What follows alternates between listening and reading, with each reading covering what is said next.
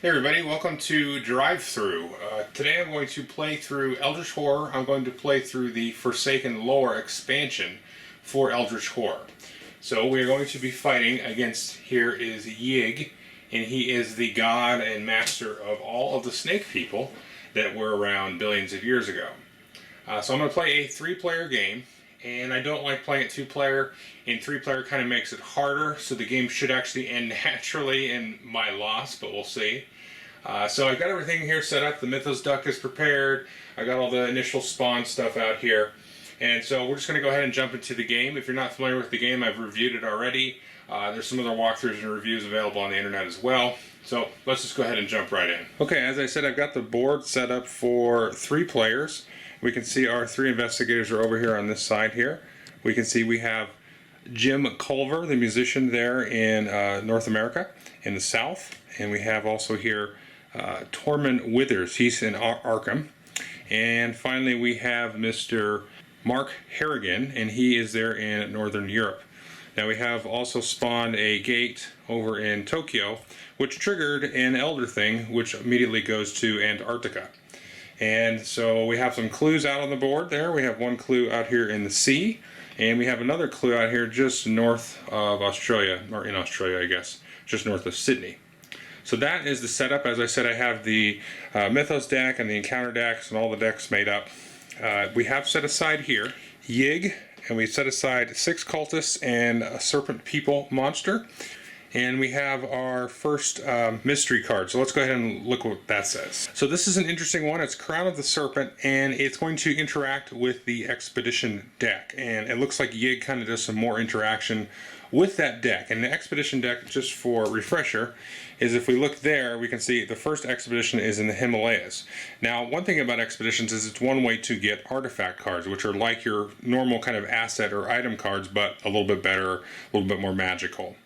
And this is dictated here by the top card, so you can see the area there. So all of those kind of depict a little pictographic area, and this one started at the Himalayas. So the interesting thing about this Crown of Serpent is, we go ahead and just read it here. When an investigator would gain an artifact, he may gain the Serpent Crown artifact instead. So basically we got to go do an expedition and try to get an artifact.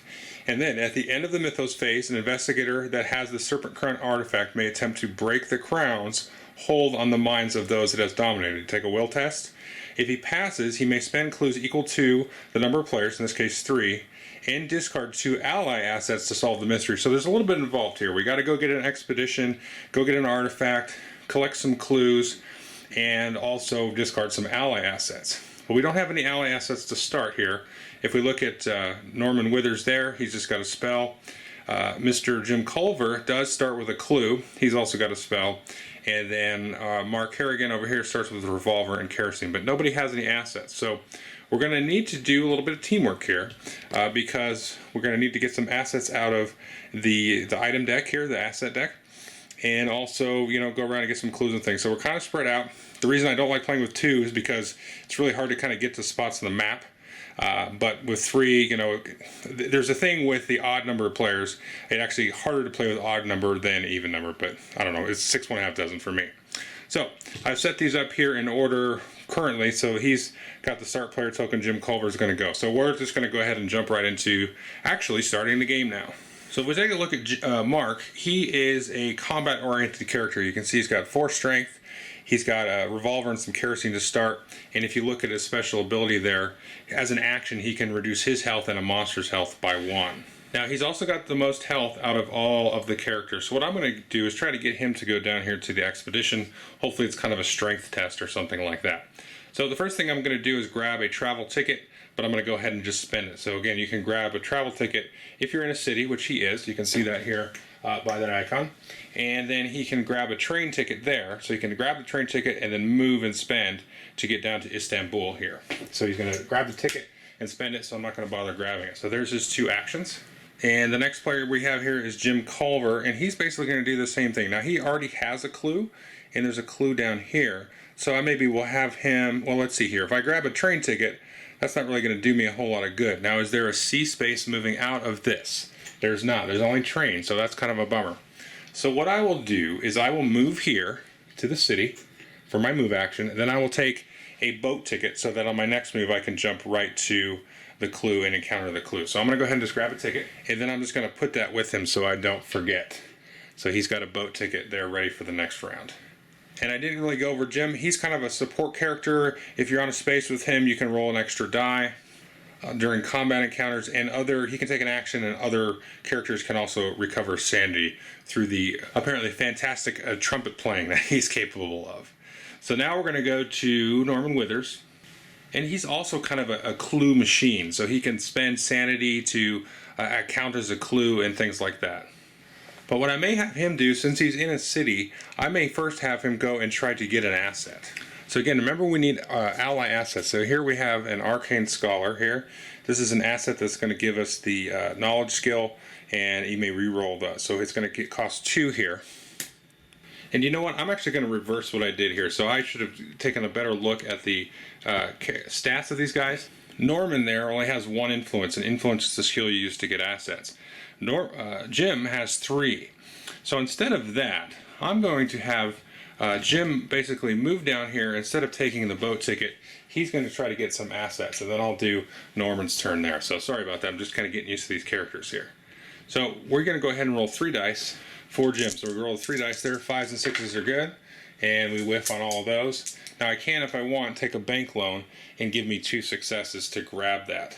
That's going to put him in debt. But I'm going to go ahead and do that, because one thing that I have not said is that the Yig monster here, up here, is going to start, as you can see there, on the 10. So we don't have a whole lot of time before he gets down to 0 and then flips over. When he flips over, he's basically going to jump here to South America, currently where Jim is.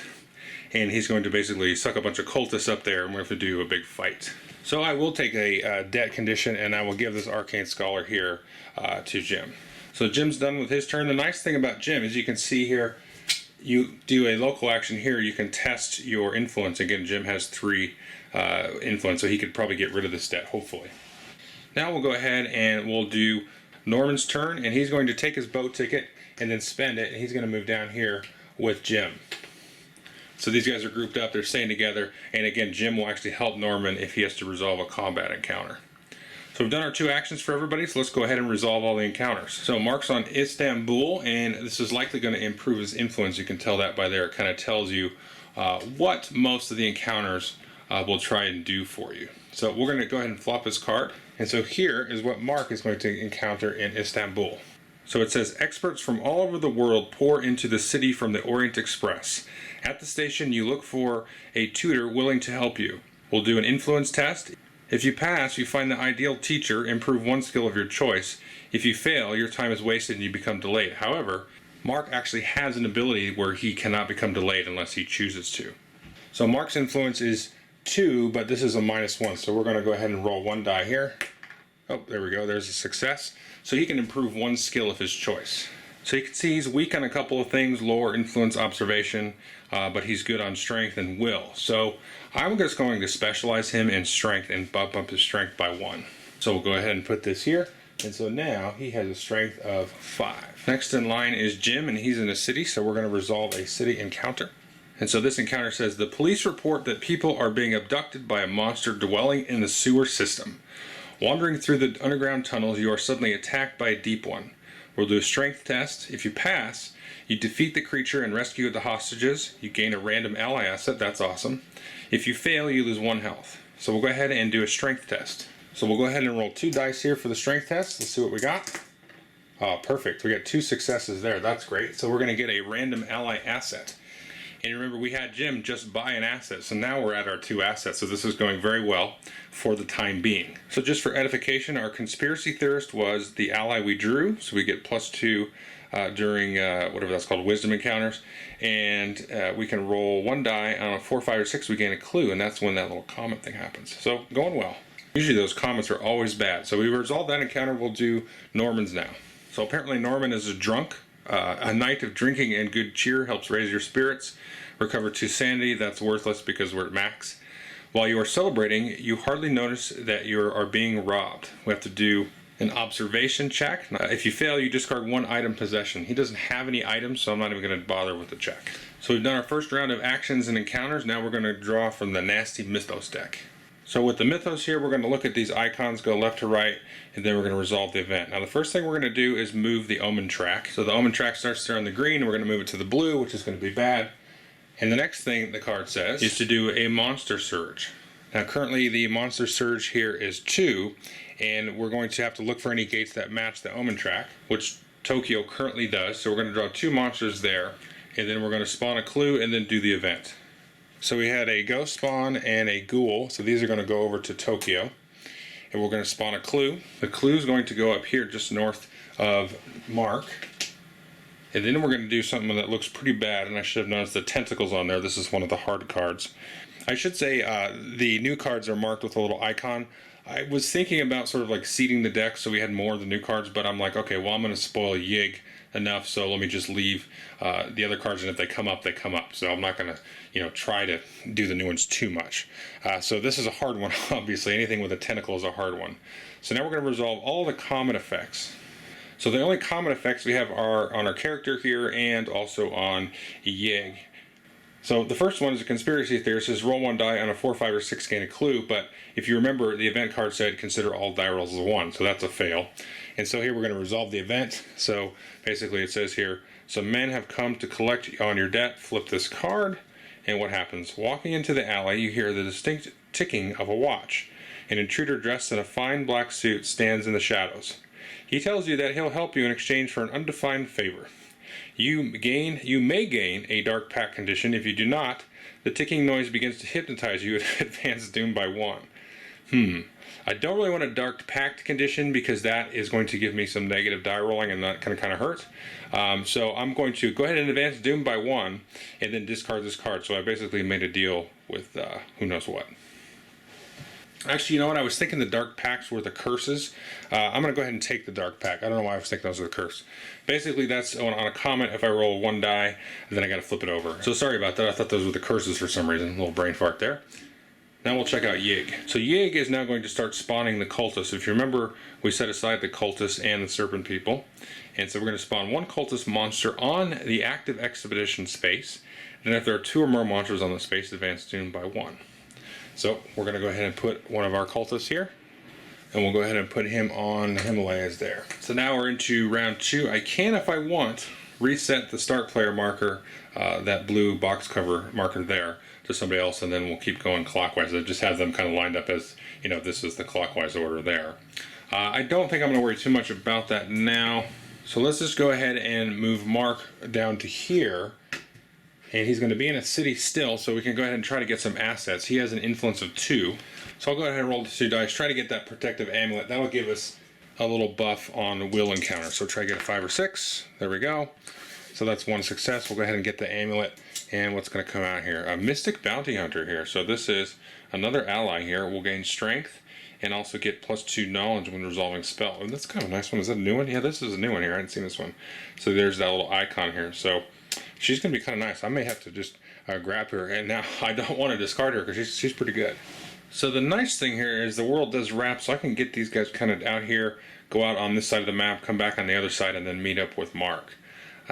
So let's just keep them together, I think, because the musician there can also give you a buff on the die rolling. So let me think of what I want to do.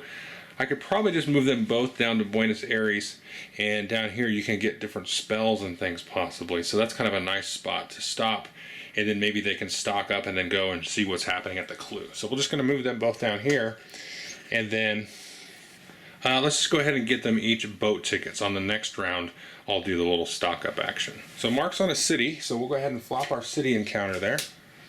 So Mark is running into some grifters. Grifters have chosen you to be their next Mark.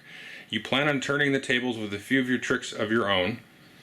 You do an observation check. If you pass, you end up with the money and an impressive reputation. Improve your influence. That's nice. If you fail, they swindle you. Discard 1 item possession and 1 trinket possession. So he has, let's see, he's got kerosene and an amulet and a revolver. So I don't want to lose that. So he is going to do observation. So he's got observation of 2 -1. So he doesn't have any clue tokens or anything to discard. So I'm going to go on kind of blind luck here. And, oh, look at that, 6. So I can raise my influence by 1. He's got 2 influence, so that's good. He'll be up to 3 influence now. So Mark is doing pretty well for himself stat-wise. He's got a little increased reputation dealing with the common street hood. He's got a lot of strength. He's got a lot of guns and things. So hopefully on the next turn, as long as the Mythos doesn't hose us up too bad, we can go in here and deal with the Expedition and the Cultist. So now we're going to resolve an encounter for Jim and then Norman. So Jim's going to do the Buenos Aires encounter first. So he's out riding the subway after dark. The subway car stops and you hear the sound of hissing voices in the dark. Observation test. If you pass, you discern the phrases being whispered. Gain 1 ritual spell. If you fail, the voices haunt you even after the lights are restored. Gain a hallucination condition. So he's riding the subway, the lights go out, and some weird True Detective type stuff happens. So we'll do an observation stuff. 2 dice minus 1. So we'll roll this, and what do we got? Oh, so I don't know if you can see that. There, he got a 1. So that's no good. So he's going to fail, and that means he's going to get a hallucination condition, and we'll see what that says. So his hallucination is on a 5 or 6 roll during a rest. He can get rid of the card. Otherwise, the comet comes and he freaks out. So Jim should have known better than to go try play his trumpet on the subway in Buenos Aires. So now Norman is going to have his encounter in Buenos Aires. So Norman, a seasoned man on his own, has basically been looking for tail. An old woman warns you that you've angered Yig and teaches you a protective chant. Gain 1 ritual spell. Concerned that she may be right, you learn all you can about Yig. Take a knowledge test. If you fail, you learn nothing but gain a paranoia condition. So that's interesting. That's an old card, but the rumors of Yig even existed pre-expansion. So we're going to get a ritual spell, but first we're also going to do a knowledge test. So we have a knowledge of 3 on Norman, and he's going to roll some dice there. Let's get oh, there we go. Nice success. I'm rolling pretty good here. So he's not going to be paranoid, but he's still going to get a spell. Oh, and we got Poison Mist there. That's pretty good. You test knowledge. If you pass, discard monsters from your space with total toughness equal to or less than your test result. So that's pretty cool. So round 2 is almost over, but now we need to resolve the Mythos. More comet junk. Alright, so we're going to move the Omen track, and that'll be on a red symbol now. And then we're going to resolve all the comets and spawn a gate, and then do some event, which will move the Omen counterclockwise by 1, then advance Doom by 1 for each gate. Great. So I put another hard one in there. I didn't choose the difficulty, I just kind of did it. That's usually how I like to play, you know, kind of like a roller coaster. So advance the Omen, we're going to do the comets, but now at least we don't have an automatic roll of 1. So we can actually do a roll on the Conspiracy Theorist. Try to get a 4, 5, or 6. What good that did. Roll 1 die on a 1. No 1. So that just stays there. And Madness, if you perform a rest action, so we got to do a will test now. If you fail, flip the card. So we got 3 dice we're going to roll there. Oh, all those went all over the place. So those are all failures there. And so we got to flip the card. What is it going to say? Abducted. Alright. Everyone told you the beings were a figment of your imagination. Now the creatures have come in your dreams to steal away your soul to another world. Gain a loss in time and space condition. Oh, those are horrible. The rulebook says they're horrible. Then I gotta discard this card. So something came from outer space, or whatever, a black hole, and stole me. Okay, here's the loss in time and space condition, and this is bad because he's got 2 allies, he's got 1 clue token there, so we need to get him back on the board ASAP there. So here we go. Remove your investigator token from the board. So he's gonna be playing music in Carcosa or something, I guess. You are unaffected by other game effects and cannot move or perform actions. Instead of resolving an encounter, flip this card. So I haven't actually played with these yet, so apparently this will go away in the end of the next round, or in my encounter phase of the next round. Now the next icon here says to resolve a gate, so we'll flip the gate here. That is in Istanbul, which is just north up there. And so we're going to do that, and we're going to draw a monster. See what we got here. We have a Maniac. Okay, so the Maniac's going to come into play. He's not too bad. We'll talk about him when we get there. So there's a Maniac in Istanbul. What else is new? Now the event, move the Omen counterclockwise, then advance Doom by 1 for each gate. So if you remember, we'll just take a quick zoom up there. It's going to be back on blue, and Tokyo was the only one that we have out here that's blue. So Doom is now at 9. So now we're in round 3, I believe. So now I'm going to have Mr. Mark over here go into the Himalayas. He's here. He's going to go do an encounter in the Himalayas. He's on a city, so he can do a quick little asset grab. And he just had his influence bumped, so we're going to roll 3 dice instead of 2. And we don't get any success.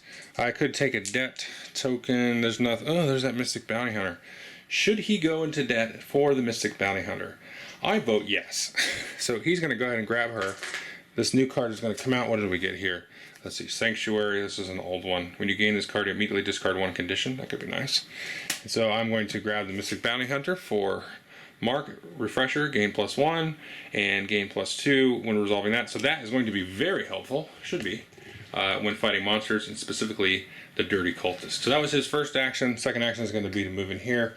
We're going to have an encounter with the cultist, and then afterwards with the expedition, hopefully. So we're going to have Mr. Norman here also do an asset test. He has an influence of 1, so let's see what he gets there. Oh, 3. Oh, he fails. Big deal. All right, so he's going to move over here with his ticket. He doesn't need to spend it. He is going to encounter there that clue. So let's go to the encounters. So we'll go ahead and look at the cultist here, and obviously the cultist information is all derived from the boss. So we'll go ahead and look at the boss card. I'll move it up here for now so we can see that there. He has first a will test of 1, and then a strength -1 for 2 hits. And the little effect there is if you lose health from the strength test, you've been bitten by the snake and you get poisoned, and poison kind of sucks. So let's take a quick look at all of what Mark's got going for him. I'll just do this now. So the first thing we look at are the stats. So the will test is going to be a roll of 4 and then 5 on the strength. That's a ton. If that wasn't enough, we have a whole bunch of things here. So we can gain +2 strength. We can discard the kerosene and get +5 strength. Remember, that's basically that many dice that you're rolling.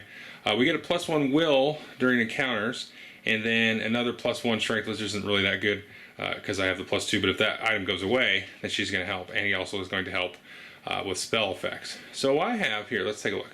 I have to do the will test first, and I have basically 5 dice there, and I basically just need 1 success. So I've only got 4 dice, and there's a success there, so I don't need to roll anymore. So will test pass, and then I have a strength test of, let's see, 4, 5, 6, 7, and these are 2 hit points there, so I need 2 successes there.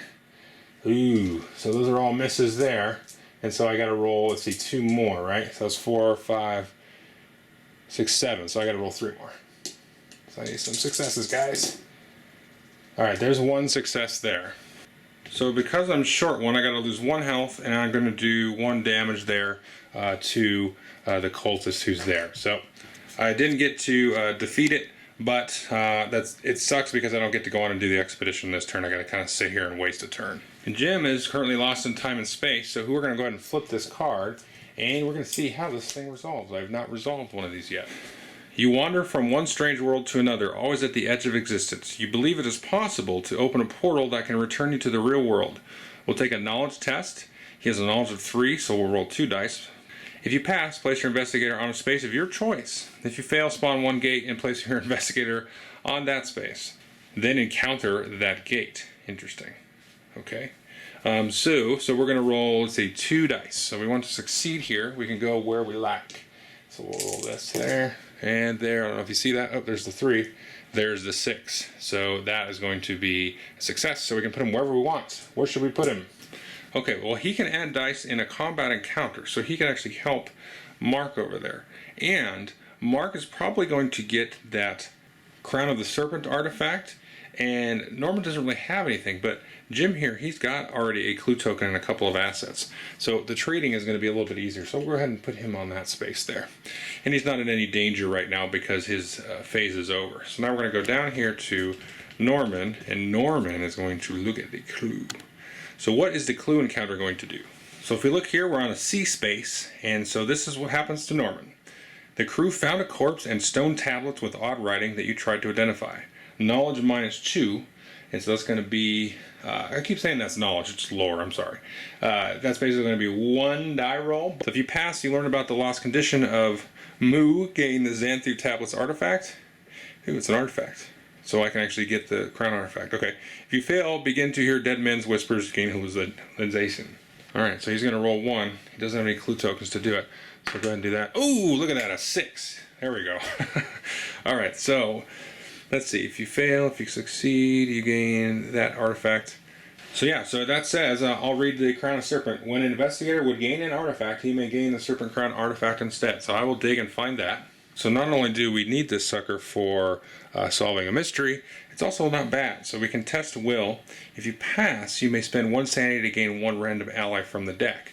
So that actually helps us get the allies for the mystery, although we're pretty good. But if the comet comes, you got to discard an ally.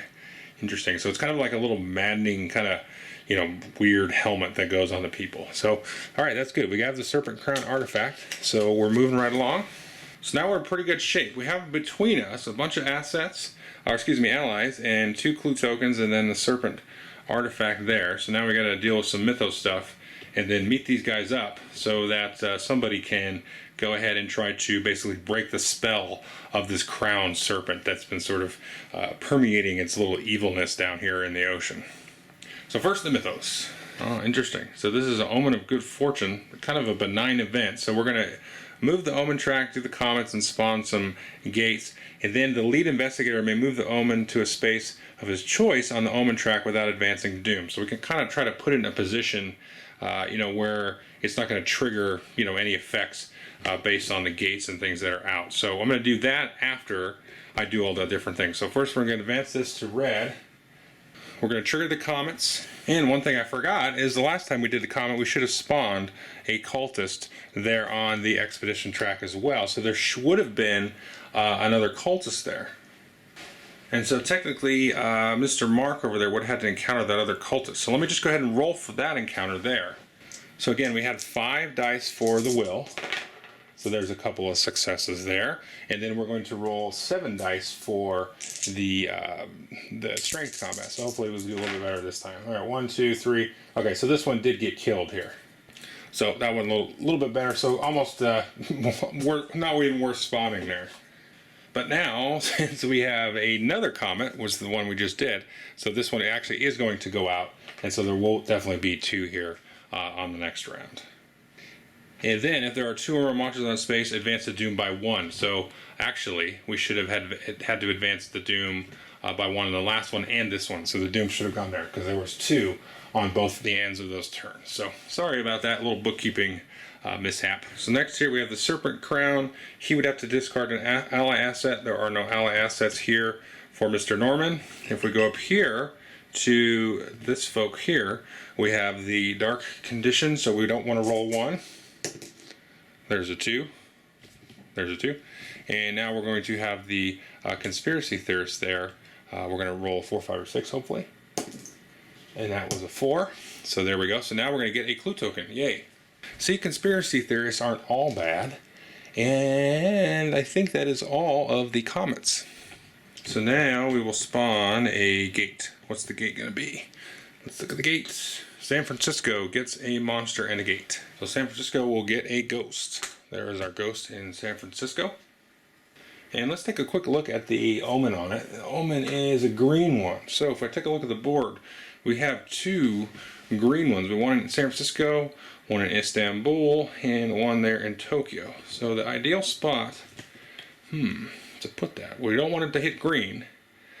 And we don't really want to hit blue, so I'll just go ahead and move that there. So we have at least bought ourselves maybe a round or 2 of a little respite there.